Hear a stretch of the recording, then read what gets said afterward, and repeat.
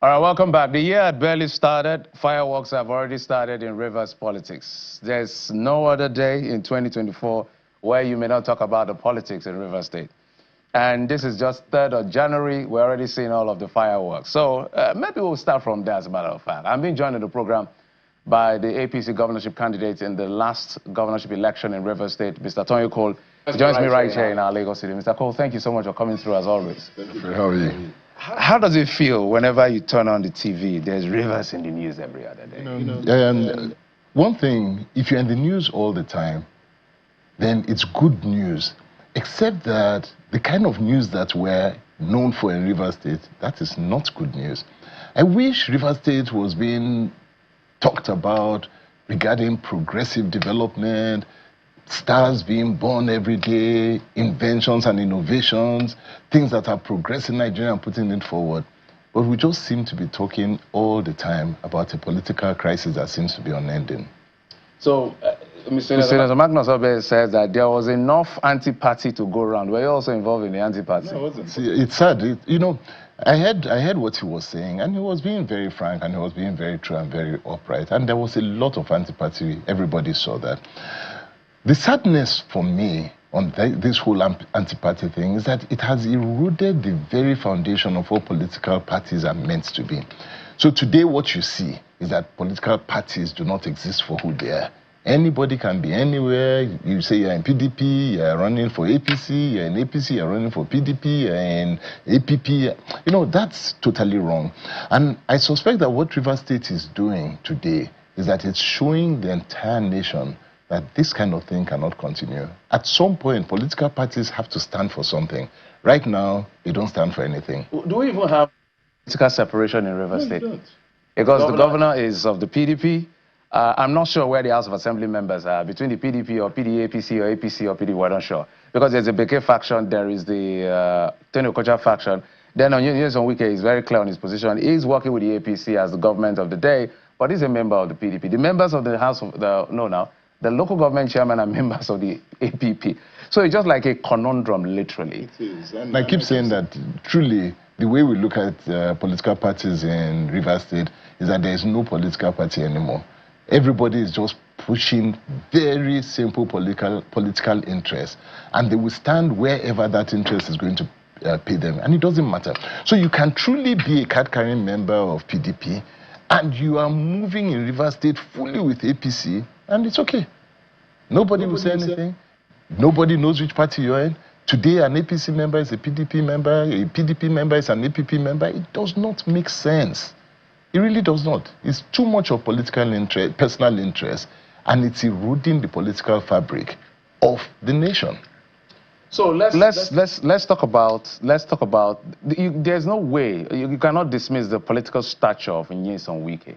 So I would like your comment on this new development between him and former Governor Peter Odili. I understand Governor Peter Odili had made a remark, I think when was it the bed? I don't know the occasion, where he talked about, look, the governor had to stop people from making the state their private estate. So in response, we saw a 20-minute documentary showing the comment of the former Governor Peter Odili eulogizing former Governor Nyesom Wike, and they are saying the former governor is inconsistent and all of it. So what do you make of this back and forth between him and the elder statesman? I think I'm looking at almost like two sides of the same coin. If they bring out and say that this is what His Excellency Peter Odili said, eulogizing Wike, they can bring out many things about what Wike said, eulogizing people in the past that he has turned totally against. Jonathan Goodluck, Patience Goodluck, and so many. And so we seem to see this as just political games that are being played today. And I don't think it's helpful moving forward. People want to be known for something. What do you really stand for? And when you say you are standing this way, that's what you stand for. What I see today is almost as if people play towards what will position them today, what will give them the advantage today. His Excellency Peter Odili and Nyesom Wike, His Excellency, were very, very close. There was nowhere that when Wike was governor, that His Excellency Peter Odili was not there. Then what happened? What changed? I think they understand. I understand the house was built for him. I guess so. If a medical facility was also built in his honor. Some of it was there. People saw it as rumors and all of that. But today, what you are saying is that because of all of this fight, you have to take it as fact that this is what was done. Because the person who is saying he did it, the person who is claiming that that happened is the same one who said, I did this for him. So we'll have to take his word for him that this is what has happened. But why is all of this coming out now? That's my question. Why were we friends yesterday and today we're killing each other in public? Is this how you politicians are? I don't know. I don't like it. Because I don't like it. It appears right now, when it comes to politics, we should not take anything any politician says seriously. Don't you think so? You remember I said that all of this is eroding the very fabric of politics. I remember growing up when my father was a politician, and they were the ones who sat down to write the laws of politics and parties. And you had parties that were a bit to the left, a bit to the right, and you knew where they stood. So if you are going to join a political party, you join a political party based on the ideology of that party. Today, there is no ideology. APC and PDP look exactly the same. The conundrum is, it even borders on constitutionality and the law. So what do you make of the second presentation of the budget to the three-man House of Assembly led by Okojombo? Because right now, in that event, consistently people were saying, the authentic speaker, Wike came and said, what is authentic? There's only one speaker. Also, the governor the other day when he was signing the budget said the other ones, they are gone. There's no going back. They can't take them. He just made some statement that maybe he's left for the courts to make a decision. And that's been the back and forth. What do you make of that 1.1 trillion naira budget size looked over by just maybe 3 persons? What is going on? This is the same thing that happened the last time, about 4 persons. What is going on is that we are seeing things that have happened over and over and over again in Nigeria, and nobody did anything about it. And the fact that it could be done before, this is not the first time that we are seeing this kind of presentation. It's not the first time we're having a house that has very few people running the entire state. It's not the first time. And so when nothing has been done about it in the past, it will continue happening. And I believe it's not going to be the last time that this would happen until a judiciary decides that, you know what, we are going to stay firm to the things that we say. And one judge is not going to make a judgment on this side, and another judge is going to make another judgment on the same matter that are totally contrary, and people can choose which way they want to go. And I suspect that's what you're seeing today. You have divergent judgments, and people are choosing whichever one they want to operate in, and they will operate that way and wait for another judgment down the line. These things have to stop, and everybody has a responsibility. I believe that the judiciary has a responsibility, and part of the problems that we are seeing is all of these judgments that just, they don't make sense. One goes this way, another one goes that way. Within the Supreme Court itself, you have judgment on the same matter and it's going in 2 different directions. It can't continue. In your estimation, do you see this battle going off any time, or is this going to last till the election day of 2027? You don't see Wike giving up, or the governor giving up? The governor cannot afford to give up. Wike is not going to give up. So both of them are going to fight this all the way to the... Nothing is going to stop it. So you see a situation where we may likely just have an Okojombo recognized house by the governor till the end of his first, if he wants to run again. I believe that these matters are still in court. Okay, so you're still going to see what the court is going to say and what the court is going to do. And because nobody, I don't think there's any politician worth his salt today that is going to be able to tell you categorically that this is what the outcome of the court will be. Finally, in terms of what this is going to be. The position of the APC in your state, or in Rivers State, you were the governorship candidate. Is it not complicating the issues? Let me contextualize. I know you've been talking on TV, making your own, statesman intervention as much as possible. But your presence in the state, how much of that has been? Because now we have Beke, Emeka Beke, and Tonye Okocha, always at loggerhead, going in and out of court. Sometimes it's difficult to address who is who when we're even interviewing them, because everybody's laying claims to the position and all of that. So, and then Tonye Okocha, who is perhaps louder than Emeka Beke in the state, is what do you call it, has a strong relationship with Nyesom Wike, the FCT minister, who is a member of the PDP. Is it that the APC in Rivers State cannot pick up itself and speak with one voice? No, that would be extremely difficult, because what you have today within the state clearly are two APC factions. There's the one that is a Nyesom Wike-led APC. That's interesting way to describe it. Nyesom Wike-led APC as a member of the PDP. Absolutely. So yeah, and there's nothing you can do about that, because the powers that be have determined that he should direct the affairs there. So you have him directing APC, him directing PDP, and oh boy. Oh boy. It's quite a conundrum at the end of the day. So, but let's move on to some other issues apart from Rivers politics. And I want to talk about, because this also borders around Rivers State, the issue of the refineries. We've had, maybe my first question will go around the comments made recently. We had an exclusive with former President Olusegun Obasanjo, who had talked about how Dangote had approached him with his friends, put out $750 million to buy the refineries, but his successor said, return the money because NNPC said they will run the refinery. But he's saying that despite what is going on, that doesn't believe the if I understand him very well, he doesn't believe the NNPC can run the refinery. What do you make of that? Okay.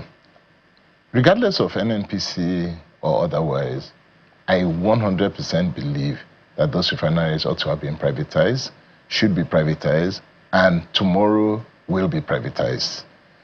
I think that's probably the only way that we're going to then see the progress of the refining sector moving forward one way or another. Doesn't matter whether it's NNP, and I have nothing. I mean, I've worked with NNPC people for many years, and I have a lot of respect for them. But when it comes to certain types of businesses, I think we need to move away from there. If after all of these years, and we're talking over 20 years now, if after all of these years we're still here, come on, I think we should give it another try. We should give it a different spin. And right now, those refineries need to be privatized. So as it's working now, we should begin to think of selling the refineries to private entities. We spent trillions of dollars to bring it. Enough to have built 2 or 3 brand new refineries. That's what you spent on rehabilitation. And that's just so that we can prove the point that, you know what, we have refineries and we should not be carrying the shame of 4 refineries that are not working. So does what you're saying seems to align with what former Minister of State for Petroleum said, Timi Priscilla. Is it more like the federal government is trying to revamp it, get it to work to a certain point and then they sell it off? It's possible. There's a cost-benefit analysis that you have to think about. 20 odd years ago, when Obasanjo tried to sell the refinery the first time, we were part of that bid. And we went internationally, we got people to take a look at it, do a valuation of that entire refinery. When we did that valuation, believe me, the valuation then said that it was negative equity, negative valuation, and that the refinery... This was when? This was in 2003, 2002, 2003. And they said to us at that time that the amount it was going to take to bring the refineries up to speed and then improve it was far than the value of what you are going to pay. So pay $1. Now, Obasanjo rightly said Nigerians are going to kill anybody who says that they sold their national asset at $1. So he refused. And fair enough, we could understand it's difficult to make that kind of sale in this kind of environment. And so he went around, looked for who would buy. He asked Shell to come and buy, they refused. He asked many companies to buy, they refused. Eventually, Dangote came and said that they were willing to pay. When you look at it in retrospect, many years later, you still spent all the money plus more that they said you would spend to bring it up to speed. And you're still going to have to sell it. So in your view, with what has been done with this refinery, whether it's managed by the NNPCL or a private investor comes in, has it come to stay? Or we should begin to take our obsession away from this national asset and think of maybe building a new one? What exactly, what picture should we look? Because I want to be realistic with Nigerians. They had said that perhaps we're too attached to the fact that, oh, our Port Harcourt refinery, our Warri refinery, if it's not working, now it has started, at least started some operations. things have started coming out of there in terms of AGO and all of that, blending naphtha into PMS and all of that going on. So what's your take as far as the longevity of this refinery is concerned? If we're going to be sustainable on this refinery, privatize it. If you want sustainability, a government can come today whose interest is in making it work, and will put everything, all the money and all of that. The next government can come and turn their eye away from it, and everything will go down. You cannot continue that way. Government has no business running this refinery. The reason I'm staying with you on this conversation on the refinery, first, before you provide, we see you as a politician, you're a businessman, and that is the space you have played in for a very long time. So I'm wondering to what extent we can really make some of these assets really work. Let's talk about the feedstock. We heard reports that the NNPCL, I'm not sure, trying to say that they may not be able to supply Dangote refinery with the feedstock. Perhaps this may clearly contravene Section 109 of the PIA that talks about domestic crude supply to all of our refineries, the small ones and the big ones and all of them. What do you make of that move right now, or that posturing? I know we had gotten loans backed with crude, and we have sold our future forward and all of that. Just help us unpack that situation. Okay. So, like you said, let's remove all the loans that you've taken, that you have to pay, all of that commitment. The NNPCA, as a seller, producer, and all of that of Nigerian crude, will have the right, first of all, to supply itself. And so the first place that it's going to put its priority, once the refinery comes up, is to supply itself. You can't take that away from them. That's what they're going to do. Which means that the production that is left will now be split between Dangote and anybody else, just as you've said, under the PIA. The question here is that, do you have enough production to meet all of these demands? And the answer is a clear no. You don't. So what's going to happen? At the end of the day, the refineries get up to full speed. They will take that production. Where does that leave Dangote? He will take what is available, and then he will import the rest. So are we technically saying, I want you to answer me as a professional, are we technically saying that this was the aspiration, let's backward integrate, Dangote has backward integrate, and now Port Harcourt refinery. So it's a question of net exporter of petroleum products. But now, because we have not been able to ramp up production, there's an aspiration of 2 million barrels per day. Now, because we have not been able to ramp up production to be able to feed all of us, the refineries in Nigeria, as well as all the indebtedness we have, are we now going to be importing crude oil to be able to service? Yes, in the short term, you will. We're going to be importing crude. In the short term, yeah. Wow. Because you need to deal with your, what you call the forward sales, the things that have been committed. And those, you cannot default on that, because once you default on that, the repercussions are even greater. But these things have been done. We just tells you that there was some poor planning on our part. Poor planning on when Dangote will come and where he was going to receive his crude from. Poor planning on the refineries that were coming up and where they were going to get their crude. The sale, or the forward sale of Nigerian crude required that you get money immediately. And so they took money immediately for infrastructure, for other things that they needed to do, both, not this administration alone, the one before and the one before that. You have to meet those commitments. So yeah. You may be faced with a situation where you have, and I believe Dangote is already importing some. Wow. This is an interesting perspective. What do you, this is my final question, so I'll let you go. So what do you foresee as far as the economy of the country is concerned, given all of these things we're pointing to, the political nuances that we're looking at, some of this issue around the crude oil? Because I'm particularly interested in what goes on the crude, oil and gas sector, because that's our greatest cash cow. If anything happens to your greatest cash cow, we're cooked. Yes, you know, Nigeria always baffles me because it's always full of surprises. So the first thing I'll tell you is I don't give up on Nigeria. Okay, this is a country that will consistently defy the odds. Where do I see the oil and gas moving? First and foremost, I believe that production is going to increase. For a short term, we're going to suffer all of these things that we're going to do. But a lot of the local players that are now moving into the upstream production are going to bring production up. Because like you said, we have nothing else to do but to make sure that this works. And so you're going to see that. You're going to see offshore, deep offshore moves, and those things are going to come online. That's where the major players are playing. Together, bringing that together will bring our production up. Once production is up, then Dangote and our refineries will then see what they need to do. So the long-term prognosis of this is good. There's no problem with that. The issue is that you are going to face some very short-term difficulties, and those difficulties will continue for a little bit. Well, this a little bit is all. We don't know how. Well, little 2, 3 years, 4 years, we don't know. Tonye Cole is a governorship candidate of the APC in the last governorship election in Rivers State, as well as a businessman. Thank you, sir, for coming. We appreciate it. Always appreciate that. Thank you.